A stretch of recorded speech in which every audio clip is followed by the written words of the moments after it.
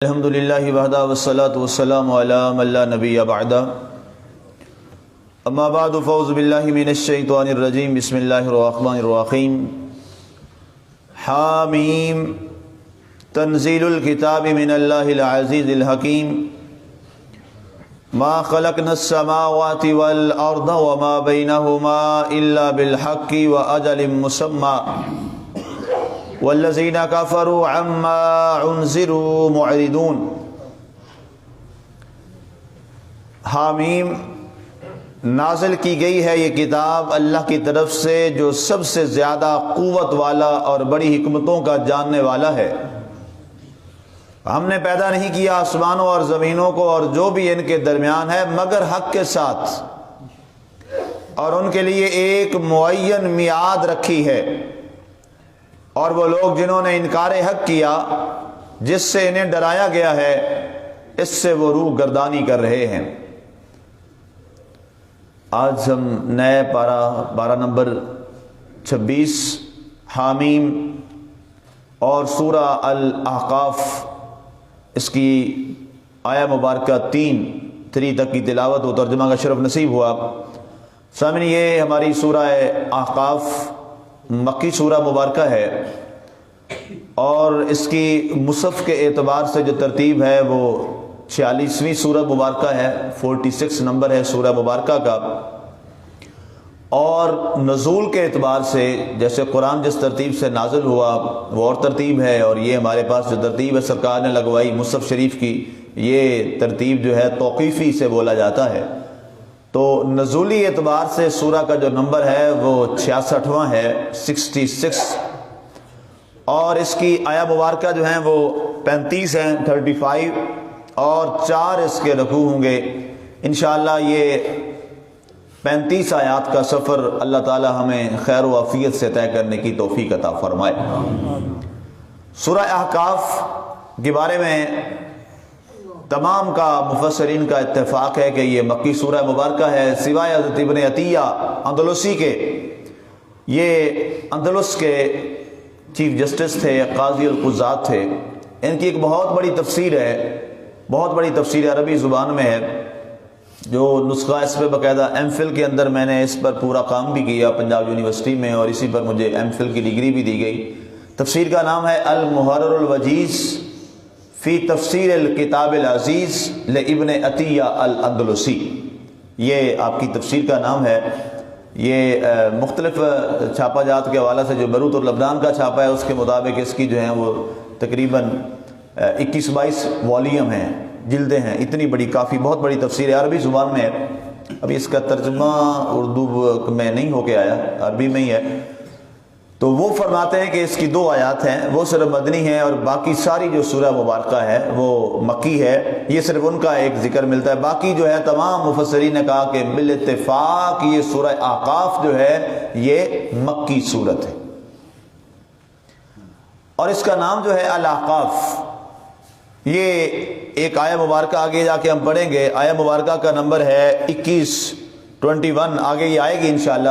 وہاں پر یہ لفظ استعمال ہوا ہے آیہ مبارکہ کا الاحقاف کا، اس بنیاد پر اس سورہ مبارکہ کا جو نام ہے وہ سورہ احقاف رکھا جاتا ہے۔ یہ آیہ مبارکہ ہے وانظر اخا عاد اذ انذر قومه بالاحقاف وقد خلت النذر من بين يديه ومن خلفه الا تعبدوا الا الله انی اخاف علیکم عذاب یوم عظیم۔ یہ اسی صورت کی آیت مبارکہ 21 ہے جو ابھی میں نے آپ کے سامنے تلاوت ابھی کی ہے۔ یہاں پر لفظ احقاف استعمال ہوا ہے، اس بنیاد پر اس سورہ مبارکہ کا نام رکھا گیا ہے سورہ الاحقاف۔ اب یہ بھی آپ کے ذہن میں سوال ہوگا کہ احقاف کا مطلب بھی آ جائے، احقاف کہتے کسے ہیں، اس کا نام کیوں رکھا گیا احقاف؟ یقیناً آپ کے ذہن میں یہ تجسس آئے گا، تو اس سوال کا بھی جواب دیے چلتے ہیں۔ احقاف کہتے ہیں بلند ٹیلے کو، وہ بلند ٹیلہ جو نسبتاً جو ٹیڑھا ہوتا ہے اپنی سائیڈ میں، اپنے اطراف میں بلند ٹیلہ، مثال کے طور پہ یہ اینٹیں پڑی ہیں، یہ جب ایک سائیڈ میں ٹیڑھی پڑی ہوں اور اونچی بھی کافی ہوں تو عرب والے اسے کہا کرتے ہیں احقاف۔ چونکہ قوم عاد جو تھی جن کو اللہ تعالیٰ نے تباہ و برباد کیا، یہ انہی کا ذکر ہے جو آیت مبارکہ 21 تلاوت کی نا، وَاذْكُرْ أَخَا عَادٍ، یاد کرو جب عاد کی برادری میں سے ایک معزز نبی نے سرزمین احقاف میں اپنی قوم کو ڈرایا۔ وہ ٹیلا ایسا تھا، تو جب انہوں نے اپنے نبی کی بات نہ سنی تو اللہ تعالیٰ نے انہیں وہیں پر اسی ٹیلے کے اندر غرق کر کے تباہ و برباد کر دی۔ اللہ اکبر، استغفر اللہ۔ تو اس بنیاد پر اس سورہ مبارکہ کا نام احقاف، اور احقاف کہتے ہیں اس بلند ٹیلے کو، بلند پہاڑی ٹیلے کو یا پتھر کے بلند ٹیلے کو۔ اب آگے بڑھتے ہیں۔ حامیم، حامیم اس سے آغاز ہو رہا ہے سورہ مبارکہ کا، اور حامیم یہ پہلے بہت ساری اس کی حروف مقطعات گزر چکے ہیں، وہاں یہ میں بات عرض کر چکا ہوں کہ حامیم یہ حروف مقطعات ہیں، اس کا صحیح ترجمہ اور مفہوم جو ہے وہ صرف اللہ اور اللہ کا رسول ہی بہتر جانتا ہے۔ تمام مفسرین کا اس بات پر اتفاق ہے کہ تمام نے اس کے ترجمہ میں، تفسیر میں یہی لکھا اللہ و رسولہ عالم۔ اس کا کیا مطلب ہے؟ اللہ اور اللہ کا رسول اس کو بہتر جانتا ہے۔ یہ آیت مبارکہ ایک مکمل ہوئی، حامیم ایک آیت مبارکہ مکمل ہوئی۔ دوسری آیت مبارکہ تنزیل الکتاب من اللہ العزیز الحکیم۔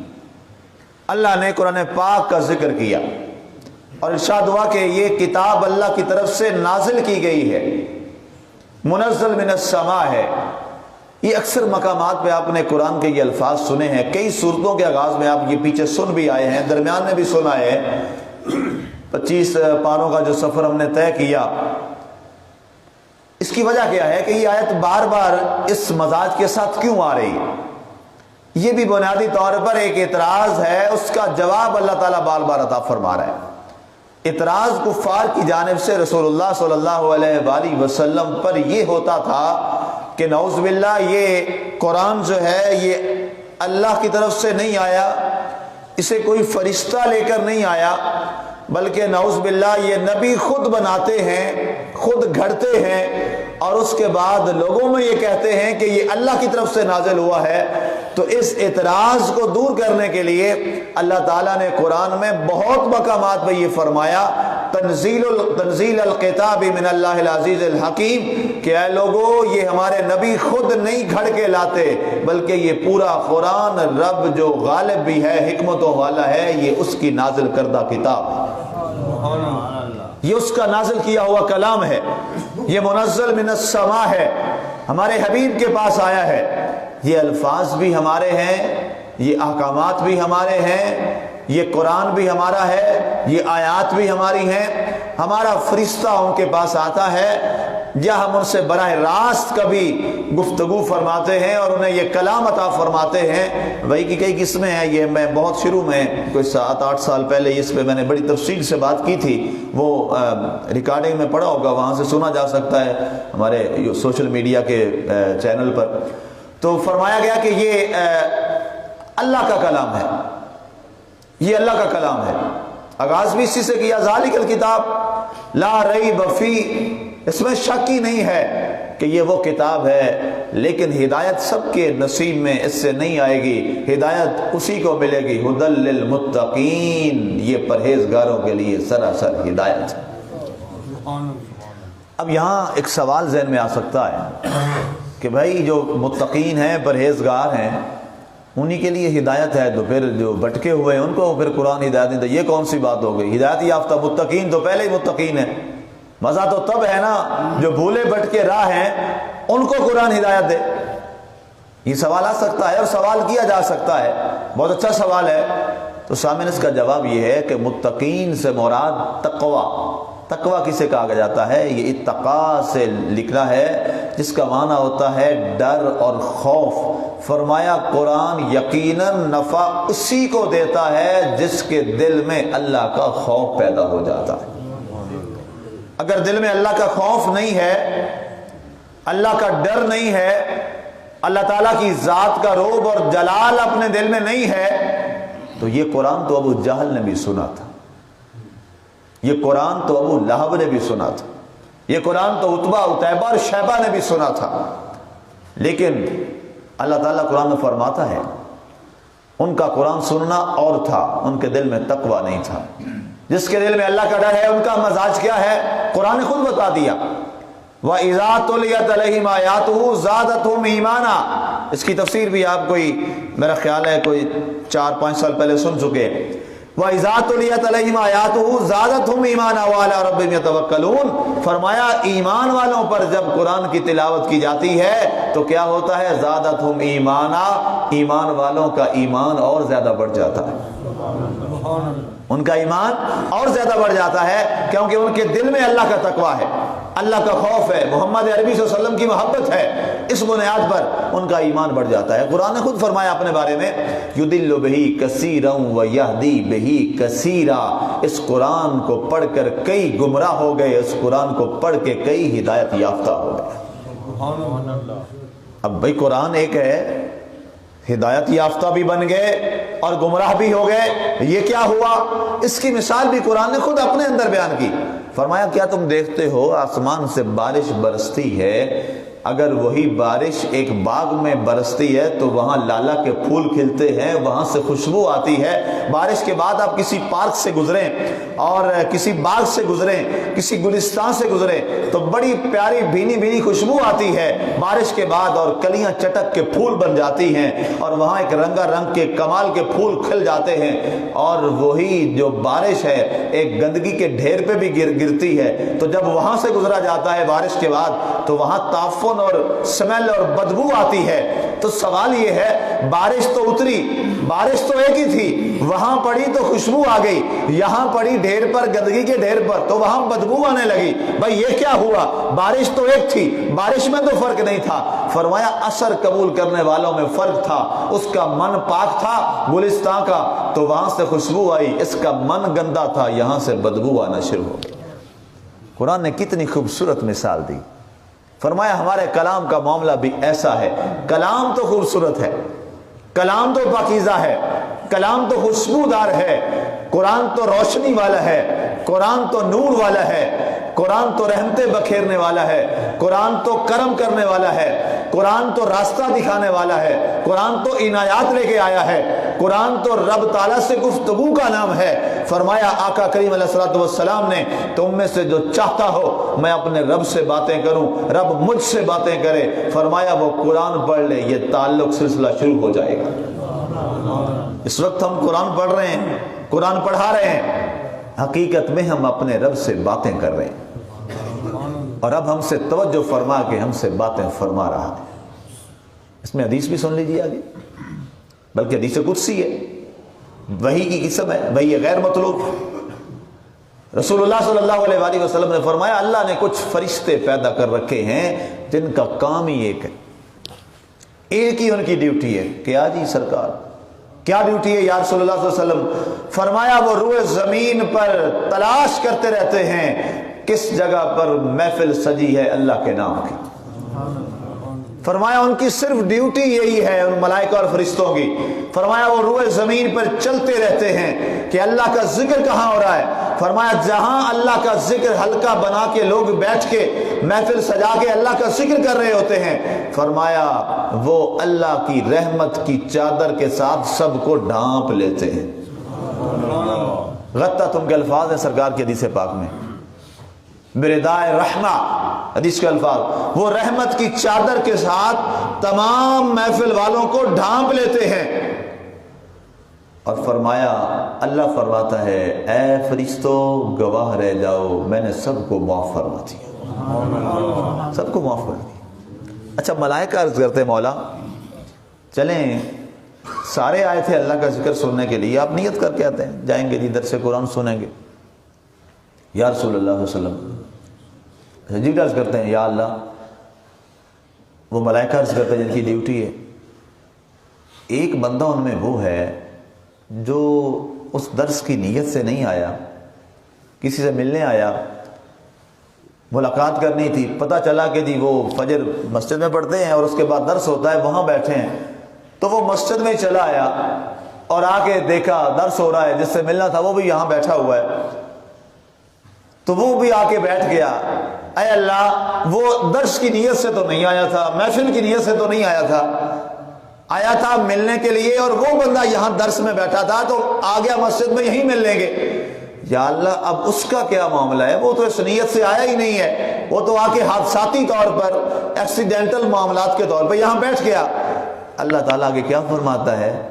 اللہ کے الفاظ سن لیجئے. فرمایا ہم الجلساء لا یشقا جلیسہم. فرمایا اے فرشتو وہ ایسے لوگوں کے ساتھ بیٹھا ہے جن کے ساتھ بیٹھنے والا بھی بے فیض واپس نہیں جاتا. اچھی محفل میں بیٹھا ہے, نسبت اچھی ہو گئی ہے تو چلے اس نسبت کی بنیاد پر میں نے اس کو بھی معاف کیا. اللہ فرماتا ہے اس کو بھی اپنی رحمت والی چادر میں سمیٹ لو. سامعین, جہاں پر اہتمام کے ساتھ نہیں حادثاتی طور پہ جو آئے اس اللہ کے ذکر کی محفل میں وہ بیٹھے, اللہ اس کو معاف کر دیتا ہے. جو گھر سے چلے یہ نیت لے کے کہ میں نے جا کے ذکر قرآن اور درس قرآن کی محفل میں بیٹھنا ہے, اللہ اس سے کتنی رحمت کا معاملہ فرمائے گا.